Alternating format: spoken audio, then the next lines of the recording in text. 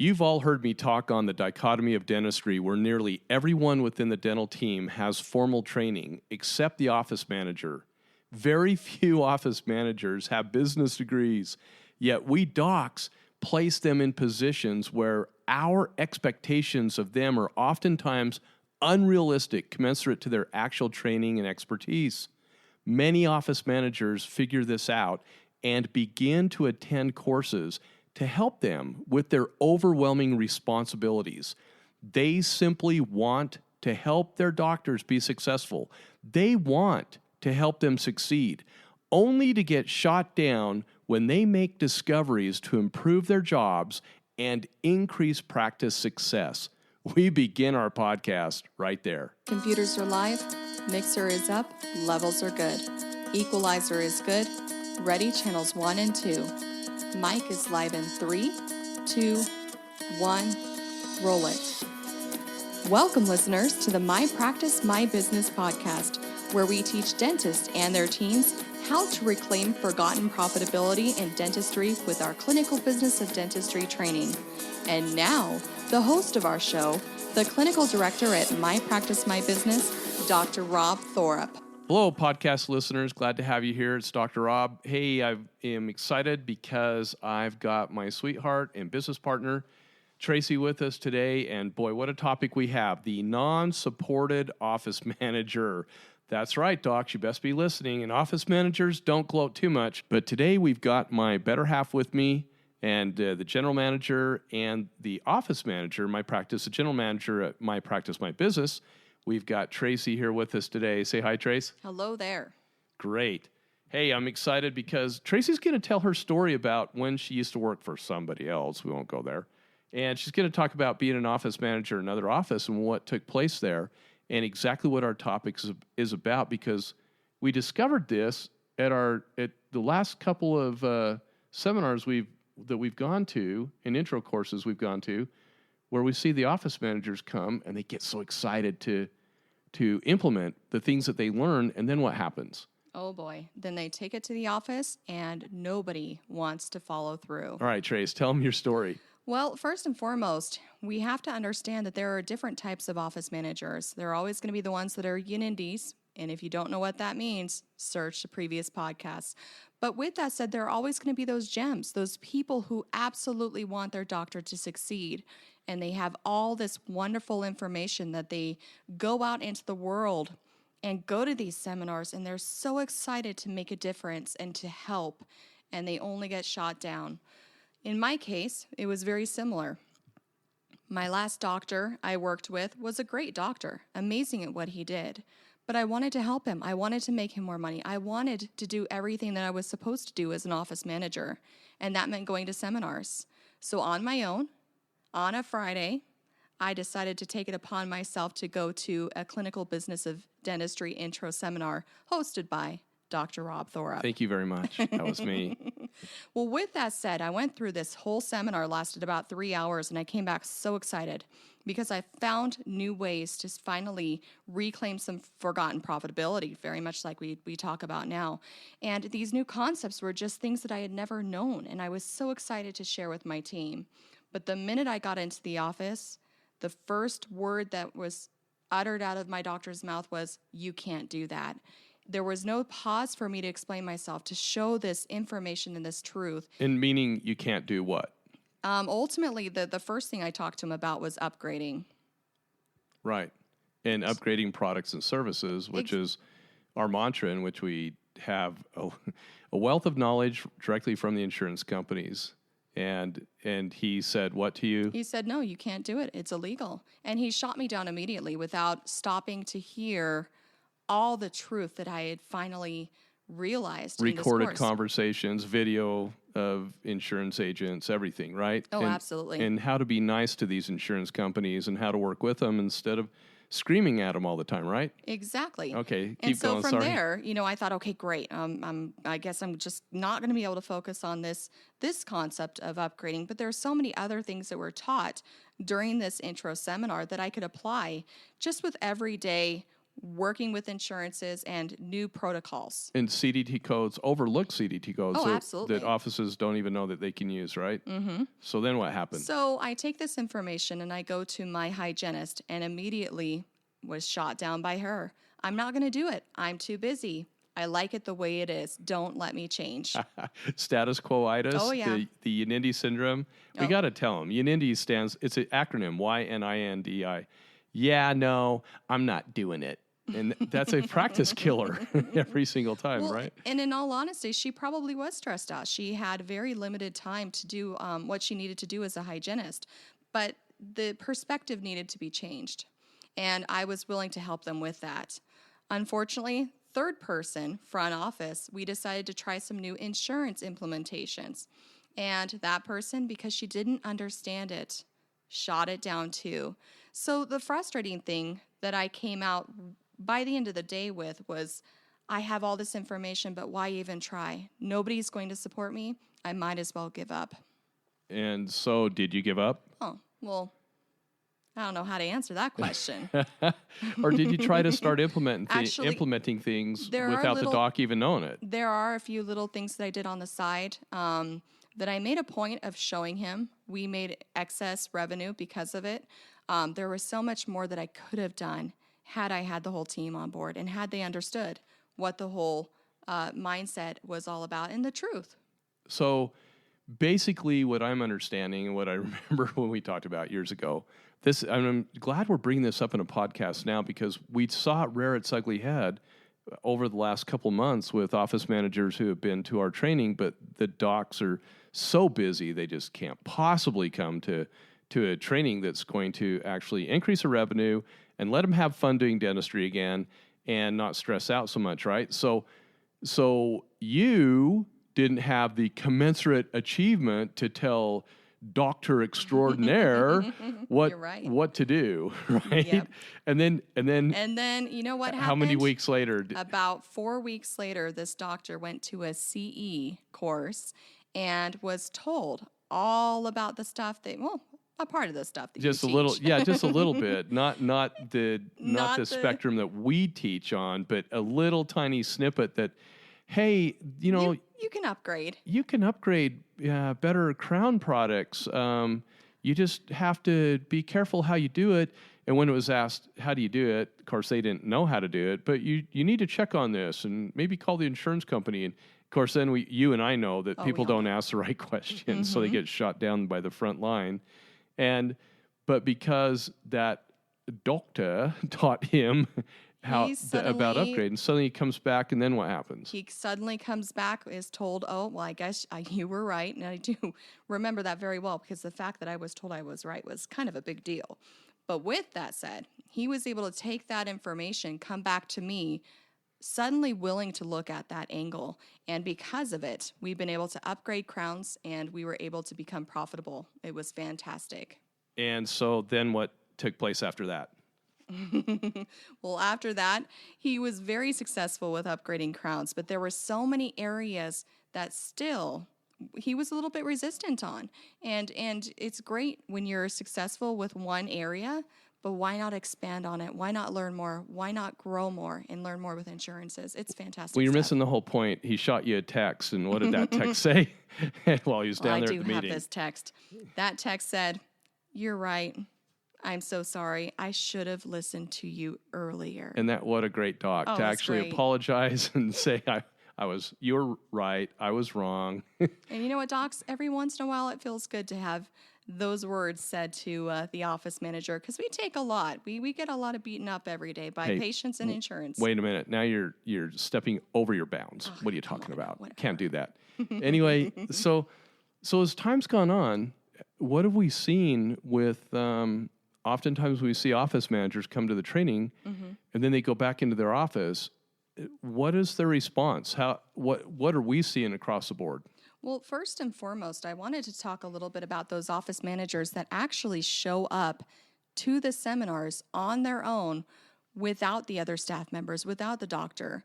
Whenever I see an office manager show up by themselves, that gives me just the best feeling ever because I know that this office manager truly wants to help that practice. And they care. They do. Actually care about their doc, and they care about the practice, and they're trying to learn because, like I presented in the beginning, the dichotomy of dentistry is typically, the dentist is in school for 8+ years, the hygienist 4 years, the assistant might take a 6 to 12-month course oftentimes, and then the office manager does what? Oh, she learns on the job. She's thrown into that position from the back, or like me, from medical. Yeah, and it's on the job training, right? Oh, it absolutely is. So what is it? And then we see these office managers come to our courses, and I love it because that just is so. That tells me I just have my respectometer just goes off because they're trying to learn their job, of which they have had no formal training. There's no office manager type training out there for them to learn how to do their job, for them to do their job, and then it's just all hit and miss for how many years. And then how many office managers have come in with 22 years of experience, more or less, and literally, I mean, plus or minus, and they come in through our training, and after you get done beating them up, what is the common thing that we hear them say? I love it. I promise we're nice during this, but they always say, I thought I knew everything about it. I thought I knew the truth. And now I'm blown away because now my perspective has changed. I didn't realize I was looking at it incorrectly, really. And seeing their eyes opened, not only eyes opened, but that new excitement with their job and what they could potentially accomplish is pretty neat.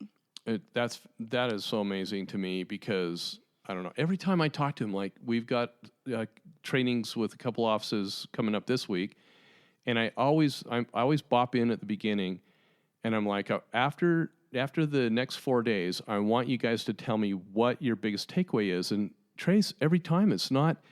I mean, they're so excited about CDT codes that they had no idea that they could use. Oh, yeah. They're so excited about how to offer value-added service, how to actually present it.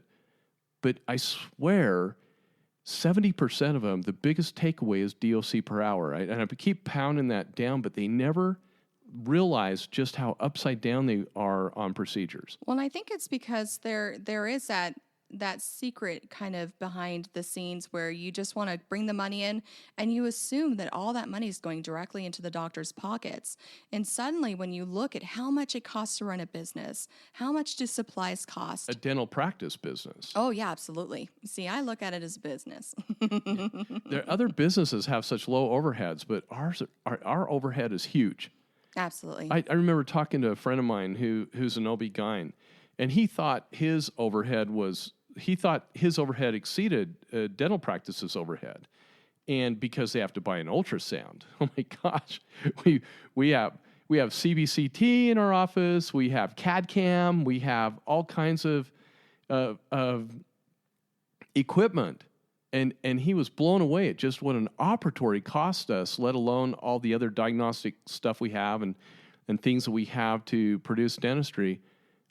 I just don't think there's any other healthcare professional that has as much overhead as we do. Yep. And when those office managers see that. Well, and that's, I think, what really blows them away because they suddenly see how much it costs to do a simple filling.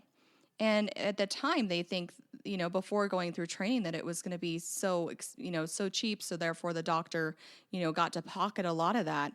But when they realize that a lot of these fillings, unfortunately, the doctor's in the red, he's upside down, he's paying for this dentistry, their perspective does change because they suddenly, for lack of a better word, they kind of take pity on this doctor. Their perspective changes so much that they want even more to make sure things are not written off when they shouldn't be written off. Fees are correct.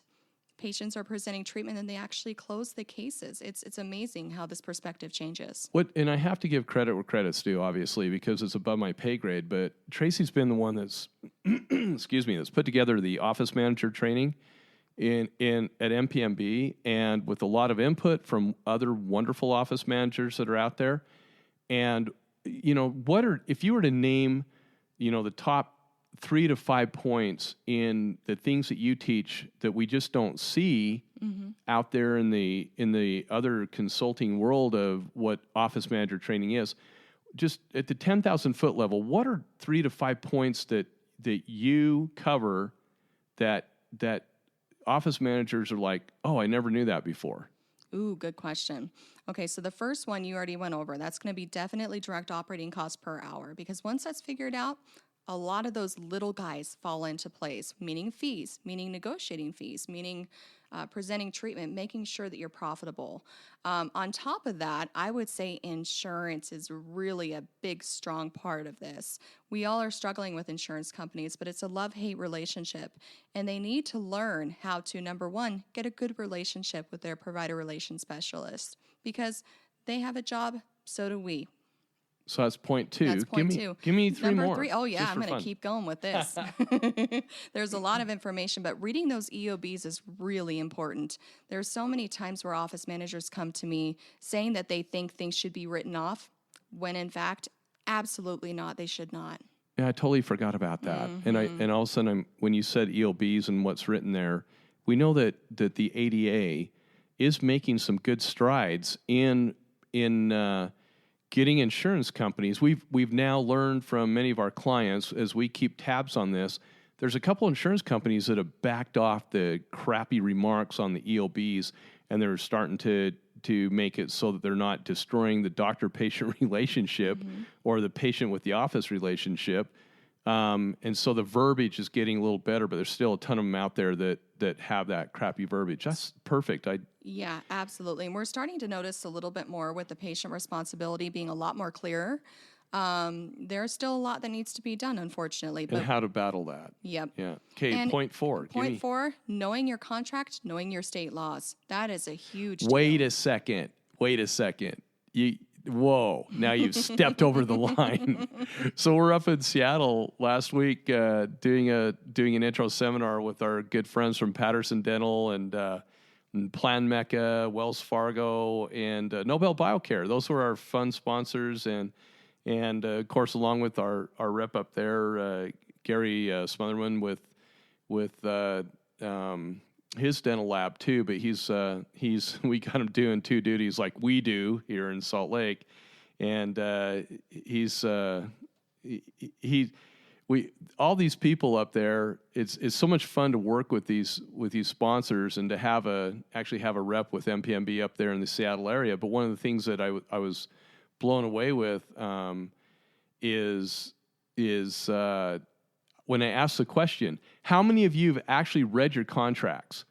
How many of you have actually read your contracts cover to cover? And the room was full. We had, I don't know how many people we had in the room, but not one person. Nope. I didn't see, no, there wasn't one, was there? It was crickets. That was it. Yeah. Oh my gosh. And that just blew my mind. I still couldn't, I can't get over that, because those are actual contracts, and yet everybody will sit there and tout verbiage that they've heard from other people about contracts. You can't do this, you can't do that. Really, show me your source. Have you ever read the contract? No, but I heard it from someone who heard it from someone who heard it from the 3rd grade school teacher that does billing part-time for an office. Oh my gosh, if it's not, it just drives me insane, but not one person. So you're right. Knowing the contracts. Knowing what's actually in them, so you know where you can push back. That's one of the major things we train on, too. And it is all about pushing back, but pushing back in a nice way.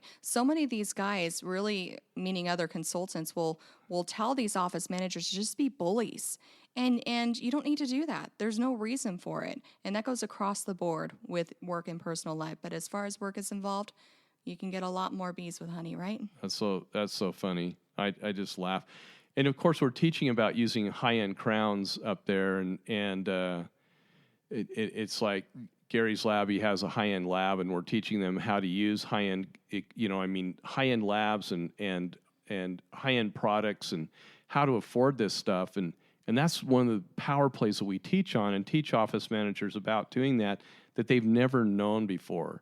And so that's just, my mind's just racing again, going back to that whole training. Okay, give me point 5. Sorry, okay, I'm diverging here. Believe it or not, anatomy and procedures is a big deal for these office managers, because there are many that have shown up to our training that have not had that kind of experience.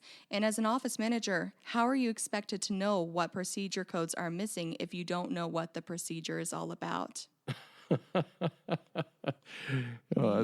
Again, I have to revert back to the labs were up there, and Gary with Cosmetic Dental Arts, he was talking about how the write-ups on the lab scripts are oftentimes they're not detailed enough, and I wonder who's writing them up. I mean, is the doc writing them up, or is the team writing them up? The doc just signs it.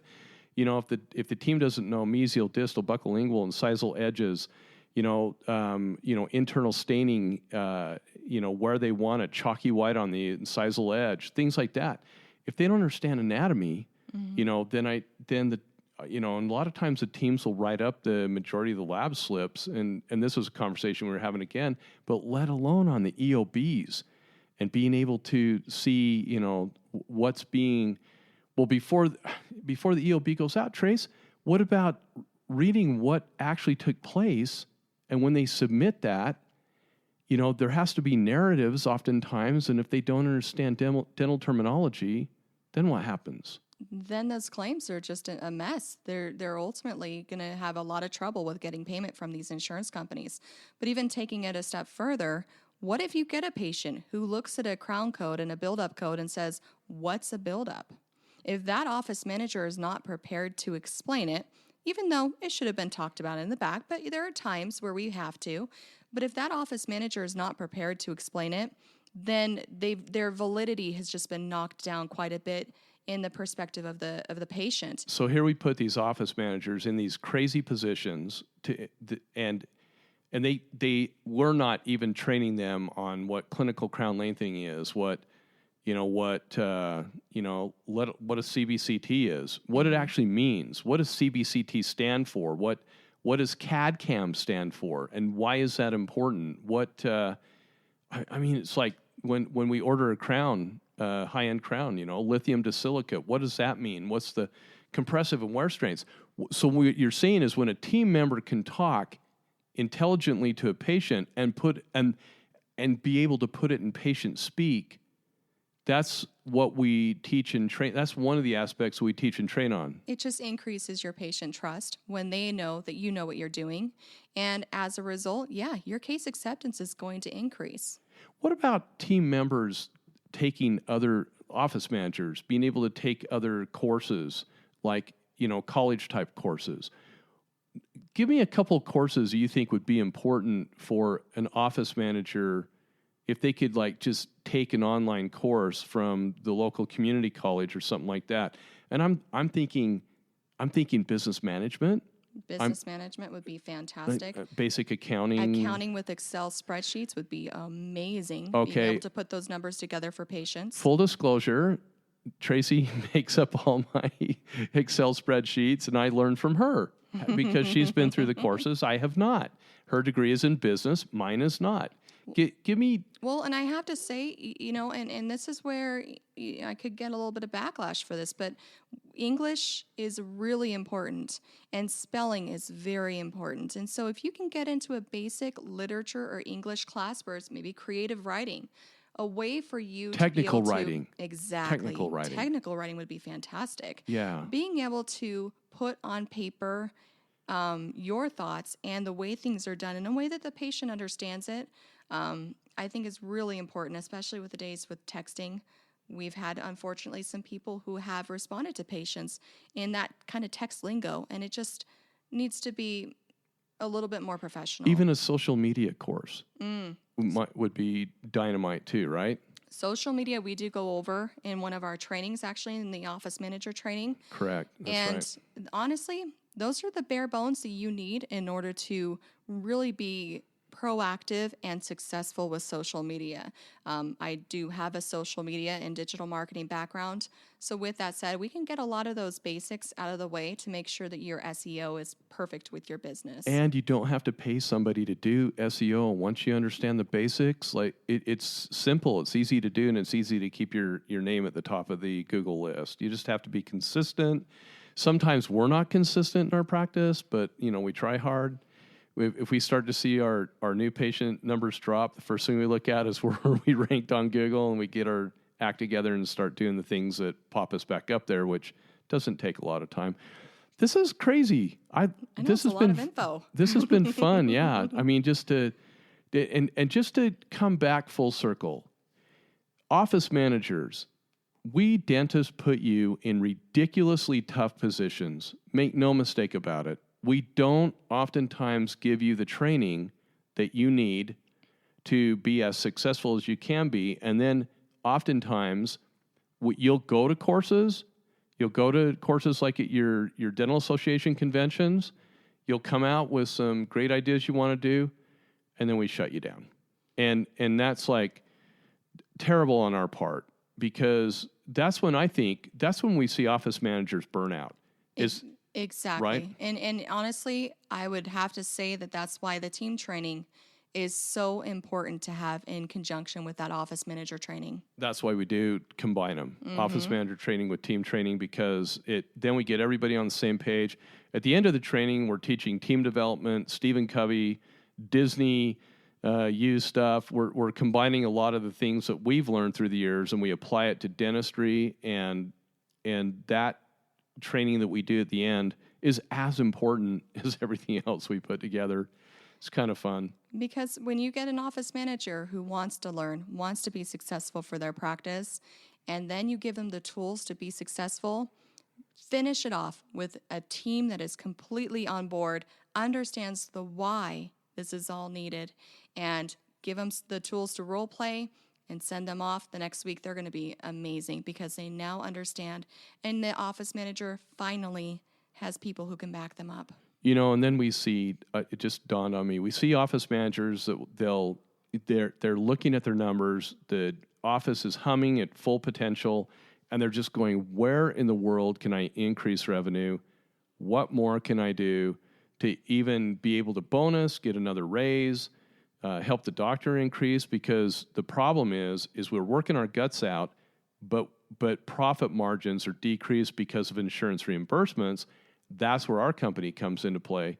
And so we're able to teach offices how to increase profitability. That increases totals. That does not mean you have to work your guts out and increase production by procedures. We increase production totals by increasing profitability. So when the office managers are able to learn those tricks, then it becomes really, really fun and very rewarding. I say no more. That is perfect. Well, we appreciate you guys being with us here today. This has been fun. Thanks, son. Appreciate you coming down and talking about the training. And we see office managers just pulling the air out of their heads, and they just deserve so much more. So docs, invest in them. Take the time to teach them things that on team trainings. You should be having morning huddles and team trainings once a month, and share your expertise and experience on the dental end. But when it comes to business, offer them, pay for them to do some online courses, and pay for them to, even if they don't have a degree, an associate's degree in business is a wonderful thing to have. And docs, invest in them. Invest in those office managers. Gosh, they do so much for us. Thank you so much for tuning into the My Practice, My Business podcast. You can find additional podcasts you may have missed that will help you with your dental practice at Apple iTunes Podcasts. And remember to become a subscriber to our podcast. Many of you have asked how to help support the My Practice, My Business podcast. If you have enjoyed the program and information you received today, the best way to help is to leave us a 5-star review. Thanks again for allowing us to be a part of your day.